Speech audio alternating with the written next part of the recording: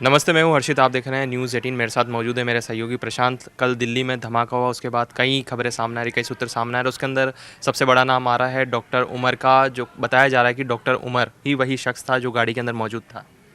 जी, बिल्कुल। जिस हिसाब से देखा गया कि कल जो ये जो ब्लास्ट हुआ था 6:55 पे, मैं बता दूँ आपको कि सीसीटीवी फुटेज जो है, अभी लेटेस्ट अपडेट आया है कि सीसीटीवी फुटेज में वो जो कार थी लाल किले के पास 3:19 पे, वो जो i20 हिंडई i20 कार थी, वो 3:19 पे पार्क हो गई थी एक जगह पे आसपास लाल किले के।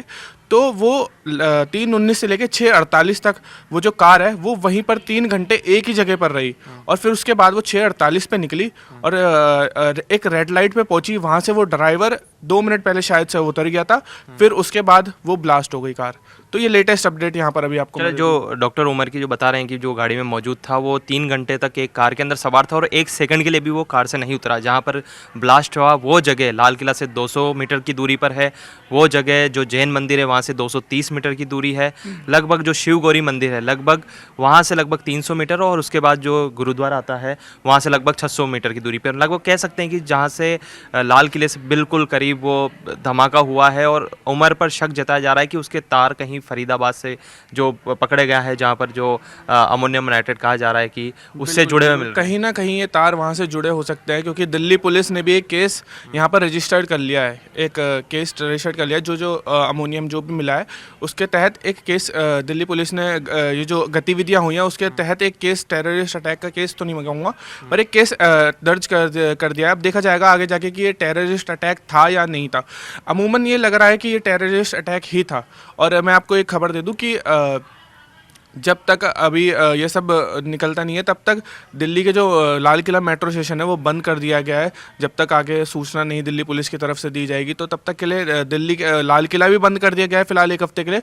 और जो दिल्ली का मेट्रो स्टेशन है वो भी बंद कर दिया गया है। ये जो आतंकी हमला हुआ है ये बिल्कुल आतंकी हमला ही है, क्योंकि इसके अंदर जो तार जुड़े गए हैं लगभग सुरक्षा एजेंसी बिल्कुल जांच कर रही है। उमर के बाद एक व्यक्ति है तारिक, जिसको पुलवामा से गिरफ्तार किया जा रहा है। बताया जा रहा है कि i20 जो कार है उससे उसके तार जुड़ रहे हैं। और उसके अलावा एक और जो व्यक्ति है फरीदाबाद में, फ़हीम वही व्यक्ति है जो उमर का खास था। उमर की तलाश की जा रही थी। जो ब्लास्ट हुआ था उसके बाद कई चिथड़े उड़े थे, और एक हाथ जो जैन मंदिर है पास में ही करीब, वहाँ पर एक हाथ पाया गया और ये माना जा रहा है कि ये हाथ उमर का हो सकता है। बिल्कुल इतना बड़ा ब्लास्ट था कि 300 मीटर दूर तक शरीर के चिथड़े उतर चले गए, और बताया जा रहा है कि जो हाथ मिला है वो उमर का हो सकता है। कम से कम वहाँ पर 8 से 10 गाड़ियाँ, तो बिल्कुल जो मैंने देखा कि 8 से 10 गाड़ियाँ वहाँ पर बिल्कुल उनकी हालत ही नहीं है कि वो गाड़ियाँ अब किसी काम की है। ठीक है, तो आप सोच सकते हो कि कितना बड़ा ब्लास्ट था। लोग कह रहे थे कि सीएनजी ब्लास्ट हो सकता है, कुछ भी ब्लास्ट हो सकता है, पर ये सीएनजी ब्लास्ट नहीं था, क्योंकि इतनी ज़ोर से ये ब्लास्ट हुआ कि वहाँ पर अभी जो लेटेस्ट है कि अभी वहाँ पर 10 लोगों की मौत हो चुकी है और 24 से 25 लोग अभी घायल हैं। तो सीएनजी ब्लास्ट में इतने लोगों की मृत्यु तो नहीं हो सकती।